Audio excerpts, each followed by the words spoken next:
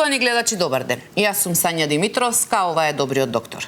Денеска ќе зборуваме за несреќи и падови од електрични тротинети, колку се сериозни овие повреди, какви скршеници може да настанат, дали секогаш е неопходно и влегување во операциона сала. Мој денешен гостин со кој ќе разговараме на оваа тема е доцент доктор Александар Тројановски, ортопедски хирург во Тоарилуц. Доктор Тројановски, добре дојдовте во Добриот доктор. Добар ден, Сања. Било ми е што сум денеска гостин на вашата емисија.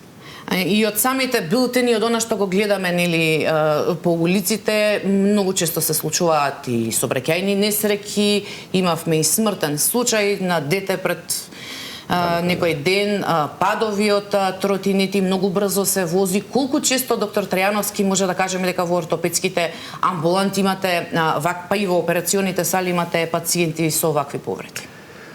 Па прво ќе кажам дека за жал бројот на такви повреди се многу зголемени, откако што стана тротинетите помодерни, се помодерни во нашето секојдневие и таквиот број на повреди за жал се зголемија. Можам да кажам дека 30 до 40% од повредите кои доаѓаат во ургентниот центар захтеваат и оперативен третман. Дали тоа ќе биде на клиниката за травматологија, ортопедија или па некогаш и на клиниката за неврохирургија, сакам да кажам дека голем број од тие повреди се за оперативен третман. Сега зашто е тоа така? Затоа што во голем дел ги возат луѓе кои не се заштитени, не носат кациги, не носат додатна заштитна опрема, не ги почитуваат сообраќајните знаци и се слободно пуштени во сообраќајот, каде што и за нормално возило е тешко да ги забележи и види и неретко завршуваат на ургентниот центар. Така. Сепак има, значи да не критикуваме дека не треба да се возат нели електрични тротинети, имаме и луѓе кои што си ги возат совесно, кои што почитуваат правила, меѓутоа се поголем е бројот на оние кои што ги злоупотребуваат не почитувајќи ги нели правилата. Колку сериозни, доктор Тројановски, може да бидат повредите и при пат, па и при сообраќајна несреќа со тротинет? Видите, со оглед на тоа доколку би го споредиле тротинетот со велосипед, ќе видите дека тротинетот при самиот пат е многу понесигурен него велосипедот. Зашто? Прво затоа што поради малите тркала на тротинетот. Почесто се јавуваат падови. Второ, ради самата рамнотежа, ради тоа што при падот од велосипед вие ќе го блажите ударот со самото држање на гиденат напред, а овде директно сте изложени на пат на лице, на глава. Неретко значи се случува да се тоа пратени со фрактури на горните екстремитети, најчесто горе хумерусот, горе тој зглоб, потоа лакотните зглобови, рачните зглобови, а секако и во потешки случаи некогаш сме доаѓали со фрактури на колкови, како и на долни екстремитети. Така да тоа и текако се сериозни повреди, поготово за пациенти кои не носат заштитна опрема.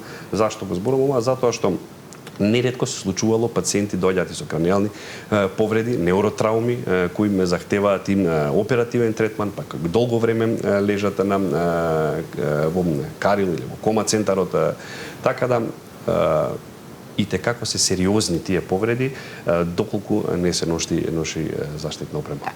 Јас да ги повикам и нашите гледачи дека може да се јават во живо и да постават прашање до нашиот денешен гостин. Еве споменавте колку може да бидат сериозни нели неуротрауми кога ќе се повреди главата. Меѓутоа, од она што ви доаѓа во ургентен центар, во амбулантите, колку често тие скршеници кои што настануваат захтеваат нели да се направи операција? Видете, во 30 до 40% од скршениците, значи се захтева, значи оперативен третман. Тоа се најчесто, еве да речеме, од фрактури на екстремитетите, најчесто за тоа фрактури ако се случат на клавикула, луксации имаме на хумерус, потоа имаме фрактури на лакотниот зглоб, тоа се фрактури кои неретко бараат оперативен третман. Исто така и фрактури на рачни зглобови. Тоа се најчестите фрактури кои се случуваат при пат од тротинет, затоа што директно лицето паѓа на отворени шаки и тука може да се случат безве повреди. Така да во голем број од делот од тие повреди се и за оперативен третман. Кој мора да се спроведе истиот ден. Да, претпоставам не само на рацете нели кои паѓа да се задржат, туку дали може да се случи да имате повеќе фрактури на раце и на некогаш Значи во ретки случаи доаѓаат и како политравматизирани пациенти кои имаме повреда на повеќе системи, кои захтеваат згрижување на единица за интензивна нега, додека не се и се триажира пациентот и да се види што треба прво да се работи, така да тоа се сериозни повреди затоа што ние сме навикнати и на ургентниот центар да доаѓаат политравматизирани пациенти поради сообраќајни незгоди, но овие случаи во последно време се зголемени и морам да признам дека има зголемен обрт на вакви пациенти, за жал.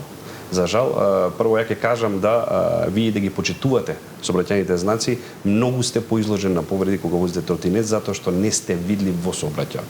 Така. А и не носат и самото тоа што не носат заштитна опрема е дополнителен ризик, предпоставувам. Пред да продолжиме, доктор Трајановски, имаме гледачи, повелете во програма сте. Добар ден. Добар ден, повелете. Добар ден. Сакам да му поставам прашање на докторот. Повелете. Јас имам десното колено, ми се рони коската. Ми кажа дека треба да се оперира, ама не можам да добијам термин. Како можам да дојдам до термин? Колку време чекате? Колку време ви е овој процес? Цела година. За овде, за Скопје зборуваме, така?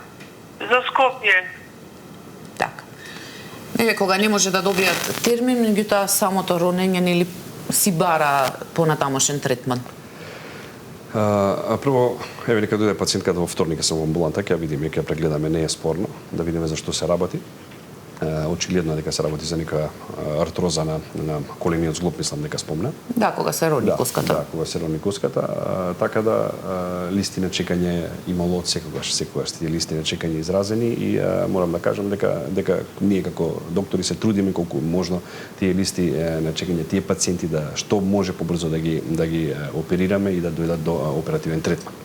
Така дискодно и на тоа, еве нека дојде пациентката во вторник во амбуланта, јас сум во амбуланта, ќе прегледаме и ќе видиме за што се работи. Така. Пред да го вклучам следниот гледач, да се надовразам на гледачката, меѓутоа во конотација на нашата денешна тема, кога повозрасни што можеби имаат веќе артроза и такви дегенеративни процеси и направат при патот тротинет или при сообраќајка, колку може кај нив да бидат многу посериозни овие скршеници? Па видете вака, доколку е постар пациентот, нормално дека е поизложен на фрактура и од помал пат, ама па не секогаш ние збориме за тоа се, еве да речеме, повреди на обично на зглобови кои имаат фрактури во самата зглобна површина, тие како компликација понатака даваат порано појавување на артроза и кога ќе видите компликацијата која ќе излезе од самата повреда или фрактура, за некоја година ќе дојде до тоа што еве кај пациентката следствено се јавило над 60 години, да речеме, што е можеби нормална појава за артрозата, а доколку пак кај помлади, доколку се случи фрактура некоја зглобна, таму ќе се развива артрозата многу порано, затоа што е нарушена целата раскавица, така да и тие пациенти се кандидати за оперативни интервенции, за вечачки протези, вечачки колена на колкови и на колена многу порано него овие пациенти, така да си има и сви тоа сме врзани. Така, да вклучиме гледач, повелете во програма сте? Добар ден. Добар ден, повелете. Имам едно питање до доктор. Повелете. Пред 9 години до април ќе направам 2027 10 години како сум со протези на двете нози. Колку? И сега колку време треба оти почнува да ме заболува кај што е бушена коската? Колку време треба да го носам таа протеза? И друго прашање, у малата карлица има нешто најдено на компјутерот, ама од протезите не можат да видат доволно што е тоа. И кај може за малата карлица ја да се вратам? Дали на ортопед или на друго место? Така. Еве, доктор Трајановски. Видете, нема определено точно колку трае една протеза. Значи, тоа е индивидуално. Секоја протеза прво има рок на траење. Да, сме зборувале за тоа дека си има. Ама во зависност од тоа како е поставена, како пациентот се однесува, дали има други коморбидитети пациентот, значи све си има неколку фактори со тоа колку би издржала една протеза да не дојде до ревизија на тој имплант. Еве рече пациентката дека се имплантирани, мислам на колку ви рече, пред 10 години, така да тоа е еден добар период каде што доколку не чувствува болки во колковите. Меѓутоа еве сега дека почнал да чувствува болки, меѓутоа и нешто е има, меѓутоа не може да се утврди. Можно е да чувствува болки, значи можно е да се да дојде до некој лус или некој разлабавување на некој од компонентите на протезите. Затоа треба да се направат неколку испитувања на клиниката за ортопедија и ќе се види дали воопшто се работи за тоа или се работи за некои други мускулни или други зглобни болки. А во случај со малата калица, што рече пациентката, да, на компјутер може би и да смета тој метал, може би ќе треба и магнет да се направи, може ехо ќе треба да се направи, така да исто нека дојде во вторник ќе видиме дали се работи за разлабавување на имплантите или пак е болката од друга природа. Од друга природа, да, меѓутоа и тој беше дилемата, ви разјаснивме дали на ортопедија или на друга клиника, меѓутоа да, за мала карлица, да, еве во вторник на клиниката за ортопедија, да вклучиме уште еден гледач, повелете во програма сте? Да. Повелете, ве слушаме. Да, дали сум во програма? Во програма сте, повелете, ве слушаме. Го поздравувам најдобриот доктор, доктор во емисијата. Јас сум оперисана ке него 5 година и повеќе. Многу задоволна, многу благодарна и навистина е најдобриот доктор во оваа ваша емисија. Им препорачувам на секој да го бара и да го најде најдоброто за колко. Так. Доктор Арсе Трајановски Александар. Така, јас Поздрав многу. Да, ве благодарам многу за јавувањето. Еве доктор Трајановски, ова ваша пациентка што била, како што ни кажа, пред година и половина. Да вклучиме уште еден гледач, повелете во програма сте? Ало, добар ден. Добар ден, повелете. Поздрав до доктор Трајановски. Добар. Јас сум негова пациентка Маја Босковик. Пополни зборови за докторот имам премногу. Имам едно прашање. Повелете. Кога би се добиле протезите? Јас чекам веќе бајги време да запознаене докторот со мојата ситуација, па и тоа ми е прашањето кога ќе добијат протези. Нека дојде во вторник. Нека дојде. Поздрав Маја, знам за која пациентка се работи со изразена артроза на обата колка. Еден колко опериравме пред месечини некој година дена. Сега е за другиот колк. Нека дојде во вторник исто во амбуланта, ќе се договориме Маја. Така да мислам дека наскоро ќе завршиме и другата интервенција. Така. Зашто се работи за млад пациент. Така. Имаме гледач, повелете во програма сте? Повелете, ве слушаме. Ало. Да, повелете во програма сте. Ве слушаме, господјо, повелете. Добар ден. Добар ден, повелете. Се јавувам од Тетово. Добро, ве слушаме, повелете. Бев оперисана 2018. Добро. И се имам шипки, штрафови, плочки, ама последно време имам проблем со ногата, значи од доле, од коленото надоле ми е многу вруча. Што треба да правам? А каде оперирано? А каде сте оперирани? У Скопје. На клиника или? На клиника, да. Така. На колено или на колк? Ја предпоставам знаете ли? Ногата ми е над кулкото оперисана. Добро. Ама и коленото ми беше повредено, пошто у моментот не знаев како треба кога падна. Јас вртем ногата и коленото ми е местено, инекција има втурено. Ама сега ногата надоле, од коленото надоле ми е многу вруча, ми жеже. Така.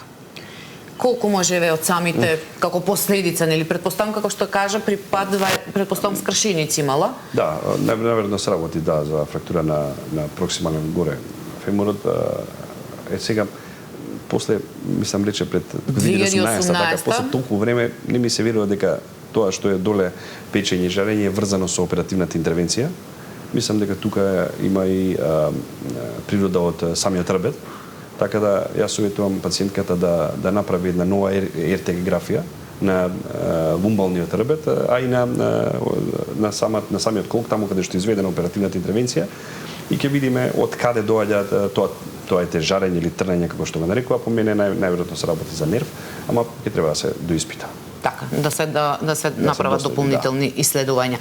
Доктор Трајановски, кога зборуваме за повредите, за скршениците, нели при сообраќајни несреќи и падови од тротинет, кои се оние скршеници кои можеби и вас како лекари ве плашат и што може да остават трајни последици?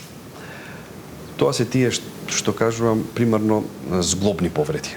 Тие скоро секогаш оставаат трајни последици.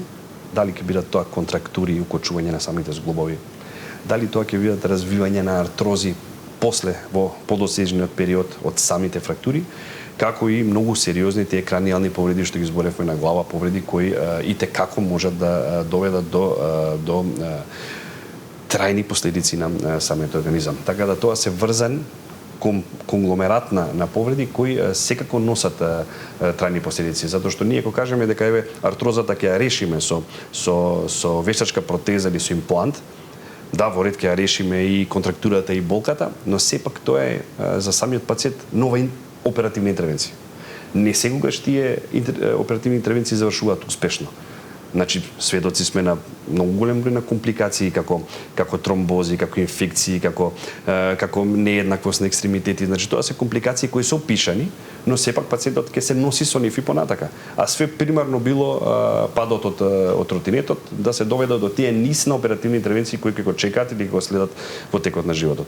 Така да и како носат. Така. Знаеме дека тие повредени тие пациенти најчесто се помлади лица, меѓутоа што со тинејџери кои што се 12, 13, 14 години кои ви доаѓаат со такви скршеници, неопходни се оперативни интервенции, а знаеме нели дека во тој период тие растат, се развиваат, колку сето тоа може да им остави некој вид на последици, па и можеби компликации? Видете, една предност кај тие пациенти е што, да речеме, фрактурите многу побрзо зараснуваат него кај адолесценти или кај повозрасни пациенти, но сепак доколку се повредени при самата фрактура, доколку се повредени епифизните плочи, тие што се главни за растање на коската, може да се јават многу бројни компликации, незараснување или криво зараснување, нееднаквост во елонгацијата на самата коска, така да и како се сериозни тие повреди.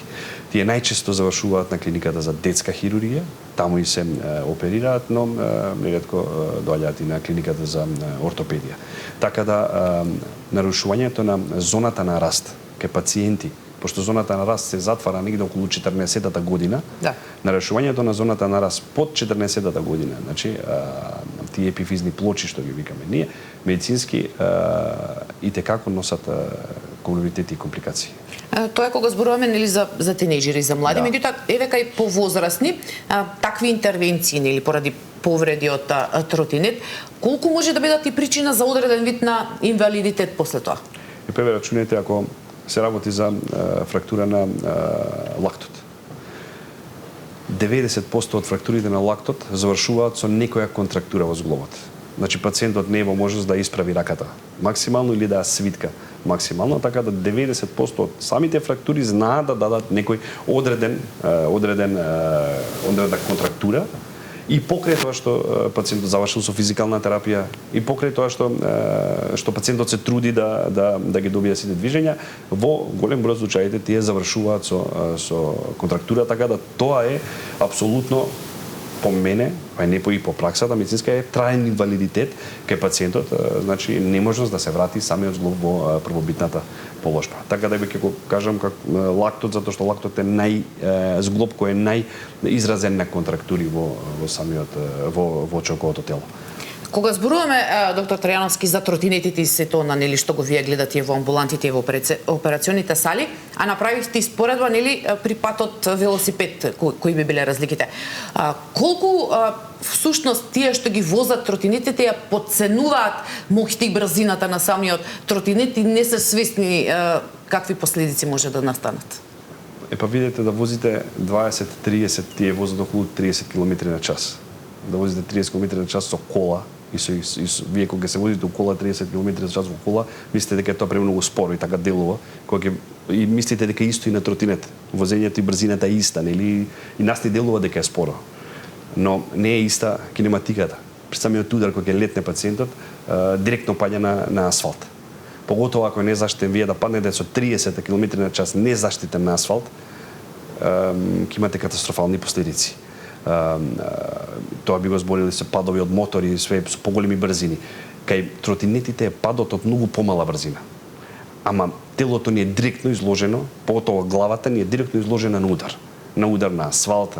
Тоа ние тротинетите не ги возиме по трева, па да гоублажи ударот, ги возиме по асфалт.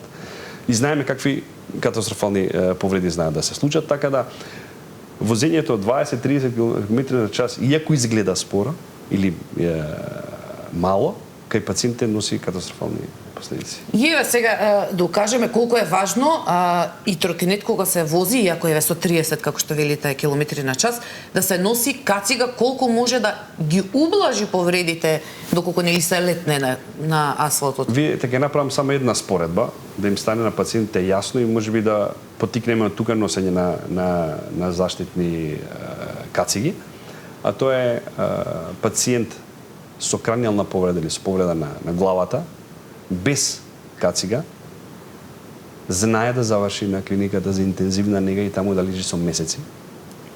И никогаш да не се опорави од тоа. А пациент со истата брзина и со повреда со носење на кацига, знае да заврши само со модринки и со изграбатини. И да си оди истиот ден дома. Така да тоа ете некако врежат во глава сите што возат тротинети, мотори, велосипеди, дека главата е можеби најбитен дел од телото кој мора да го заштитиме при пат. Друго да, има повреди, ќе се решат, фрактура, ќе се оперира, Меѓутоа нели постои како што и за велосипедите заштитната имаме и за лактовите, има за колената, доколку се целосно опремени со заштитна, колку може да ги релативизираме. Све тоа ќе влијае за ублажување, но секогаш па и не зависи само од тоа, зависи од силината на ударот, така и не имате кацига некогаш знаете и дури летално да завршите, но сепак све што нас ни го заштитува здравјето, што ни заштитува од повреди, мора да го носиме. Мора да си го заштитиме телото затоа што тие повреди знаат да бидат фатални за живот. Така. Дали имаме гледачи на линија? Повелете, ве слушаме. Повелете, во програма сте. Имам диагноза напишана остеоартритис. Добро. И осеќам вкочането, поготово ноќно време. Значи, кога ќе станам на сабајле, мене ми е скрос укочена раката и сега имам тука некои лекови, тоа е тендивал, тоа е гел тендивал за мачкање. Имам тука наклофен, меѓутоа тоа не ми ја отпушта раката. Значи, малку со движење во текот на денот ќе биде подобро, арнама на цело да ми се откочи раката, тоа не може, например, тешко ми е да се облечам, позади раката да си ја ставам. И сега да ми каже докторот, еве, имам тука наклофен, ама имам и еднеавчиња аркоксија. Од нив се уште не сум се напила и да ми каже докторот каде најмногу се лечи оваа болест, дали на реуматологија или кај нив. Так. Јас бев кај нив на ортопедија, кај еден доктор, тој ми напише некои лекови, арнама вкочанетоста не ми се излекува. Так. А иначе со раката можам се да работам, ама горе зглобот тоа ми е вкочането.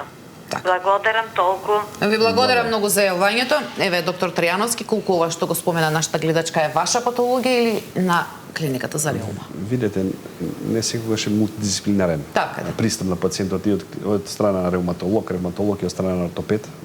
Често имаме пациенти кои заедно ги третираме, така да во случајот со пациентката може да станува збор за ревматолошко заболување, поготово затоа што кажува на утринска вкочанетост која се јавува, а гледате кога ќе се раздвижи пациентката, потоа болките се намалуваат или се раздвижува таа рака. Праша дали да пие лекарства, апсолутно тие што се препишани лекарства од ортопед треба да ги пие, прво затоа што ќе намали самото воспаление во самиот зглоб, а понатака да може да се упати на клиниката за ревматологија, да се они имаат тестови кои се взимаат преку крв, лабораториски тестови кои може да укажат на постојање на ревматска болест. Така да некако испита и тој дел и повторно на клиниката. Меѓутоа претпоставам дека може да биде пациент и на двете клиники. Апсолутно, може и на крај да заврши на клиника на физикална терапија. Така. Еве, јас се надевам дека нашата гледачка го слушна одговорот. Имаме гледач, повелете, во програма сте. Повелете, ве слушаме. Јас имам проблем со колената. Добро? Ало? Да, ве слушаме, во програма сте. Имам проблем со колената. Имам остеопороза, спондилоза и тромбофлебитис. Имам многу проблем од 2 и одам со помагало. Сега ме интересира кога можам да дојдам кај докторот и каде може да дојдам. Така. Ево, како вие велите ортопедите, кога има и дегенеративни, меѓутоа и остеопорозата дополнителна... Повеќе патолошки состојби. Еве нека дојде во вторник во 10 часот на клиниката за ортопедски болести, примарно, ќе видиме таму, ќе видиме зашто се работи. Пациентката спомна дека нели е артроза, остеопороза, тромбофлебит спомна во една ситуација, така да тоа се неретко врзани состојби. Можеби најсериозна состојба моментално е тромбофлебитот, кој мора да го реши примарно. Остеопорозата и артрозата се решаваат како хронична патологија, може да се решаваат понатака.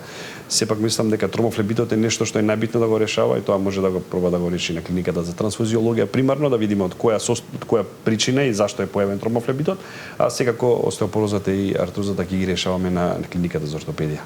Меѓутоа претпоставам дека ви се овие пациенти кога имаат повеќе вакви хронични заболувања си бараат и дополнителни... Апсолутно, затоа што неретко пациенти кои се оперирани со имплант вештачки знаат да направат тромбофлебит после оперативната интервенција, така да е врзан тој механизм. Еве, јас се надам дека и оваа наша гледачка го слушна одговорот. Имаме гледач, повелете во програма сте. Ало, добар ден. Добар ден, повелете. Сакам да го прашам докторот каде е, на која клиника е? На клиниката за ортопедија на Тоареуц. Горе на клиниката. Да, клиника за ортопедски имам болести. остеопороза 10 години, пиев 5 години 4 апчиња едно неделно, па сега пием 6 години едно апче месечно. Добро. Што ќе ми препорача, дали да продолжам уште или нема термини за да дојдам на контрола? Така. Добро. Тоа ме интересира. А ме болат и куковите. Значи, остеопорозата е болест, метаболно заболување кое се прати низ целиот живот, да.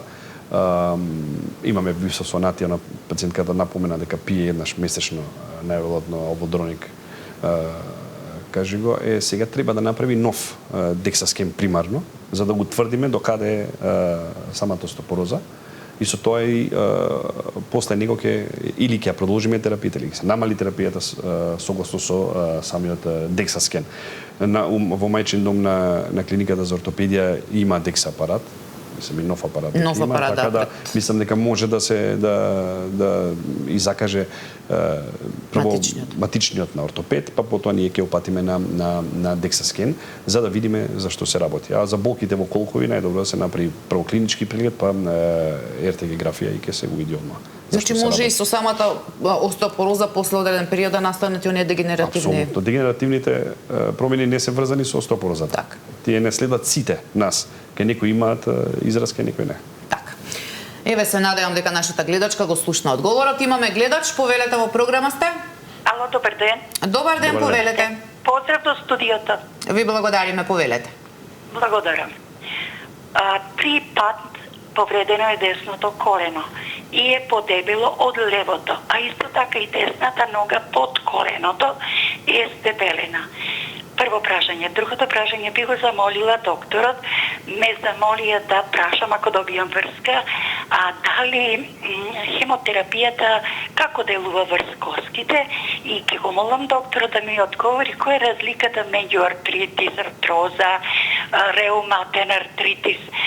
Читаме сето тоа, али разликата сакаме да добиеме одговор од докторот. Многу ви благодарам, убавден. Ви благодарам многу за јавувањето.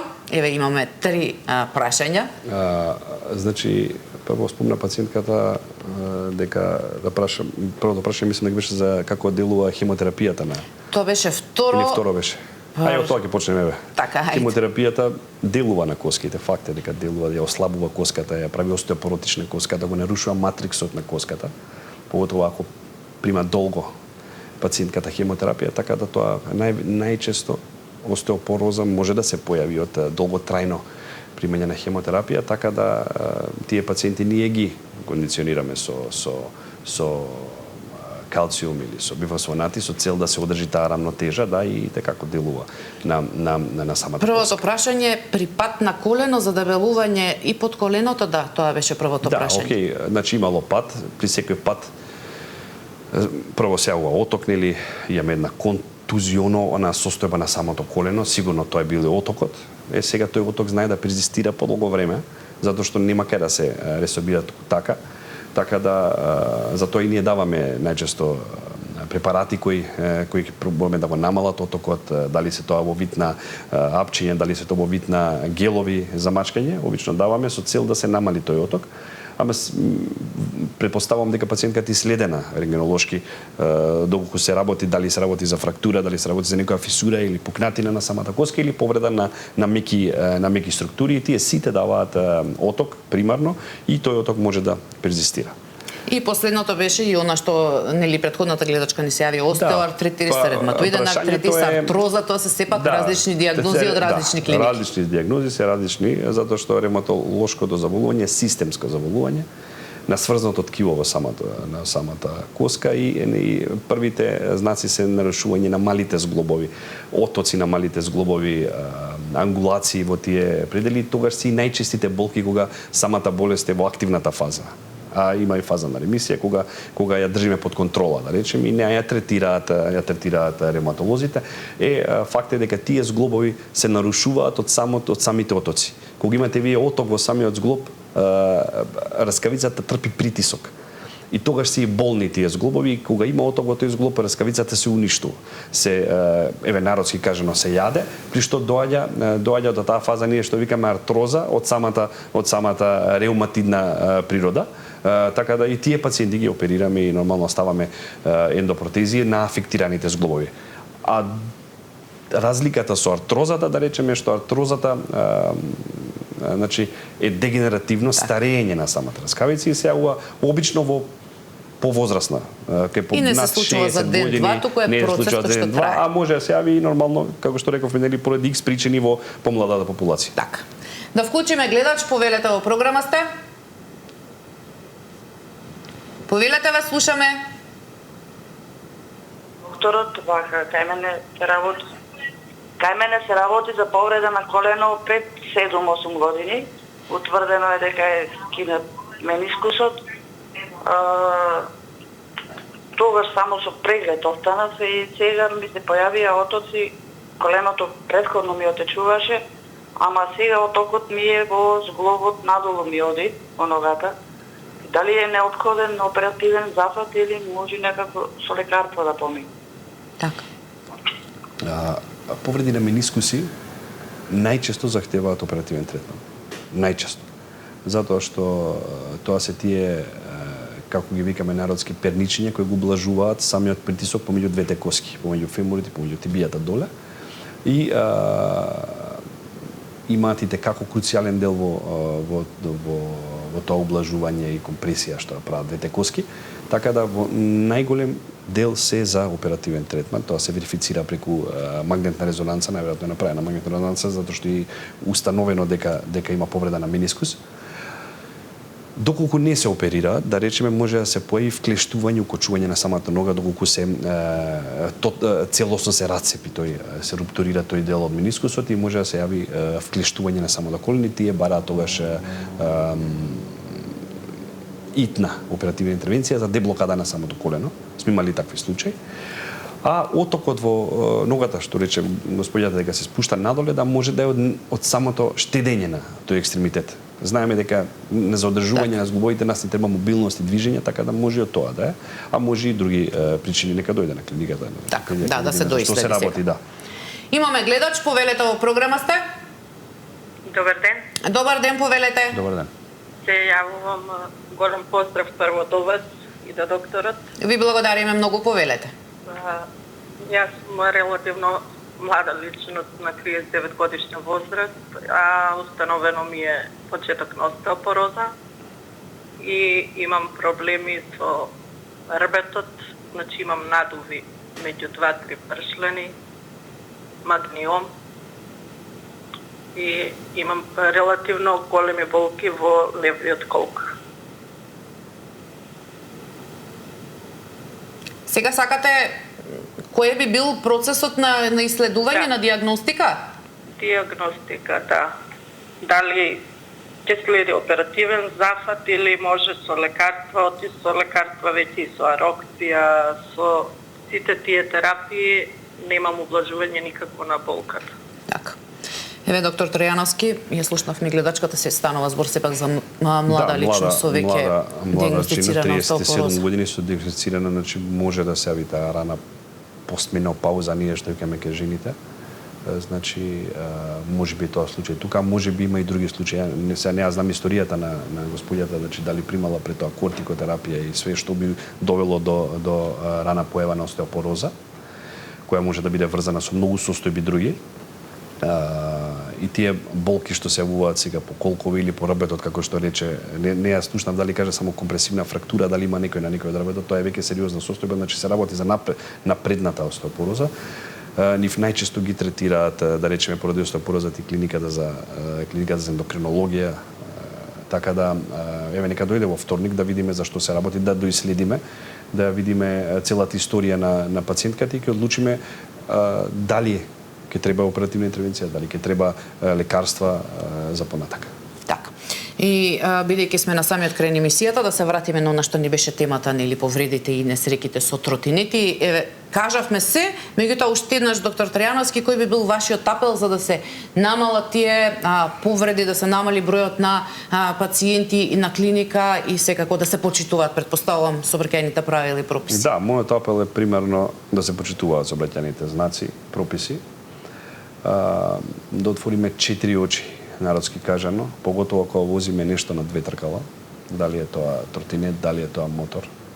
Секако, немој да ме сватите погрешно дека не би требало да збараме кога возиме автомобил, но сепак повредите што може да се случат од пат со 2 тркала може да бидат фатални за тој што ги вози.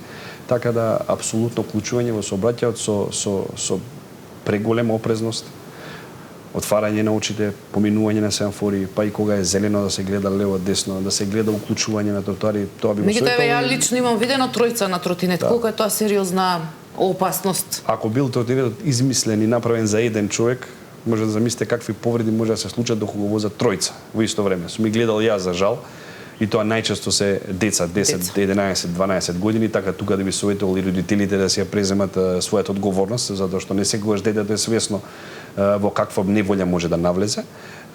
Носењето на заштитна опрема, секако, некогаш, можам да кажам, секогаш спасува живот и тешки повреди, така да тоа е мојот апел, да се отворат очите кога се возат тротинети. Така. Времето ни помина на денешната емисија. Доктор Тројановски, јас ви благодарам што бевте мој денешен гостин. Што ве не зборувавме против тротинетите да не се возат, меѓутоа зборувавме што значи кога не се почитуваат правилата и прописите, колку сериозни скршеници и повреди може да настанат. Благодарам на поканата, Сања. Почитувани гледачи, овде е крајот на денешното издание на Добриот доктор. Се гледаме повторно утре во истото време. Имајте убав ден, чувајте го вашето здравје и гледајте сител. Довидување.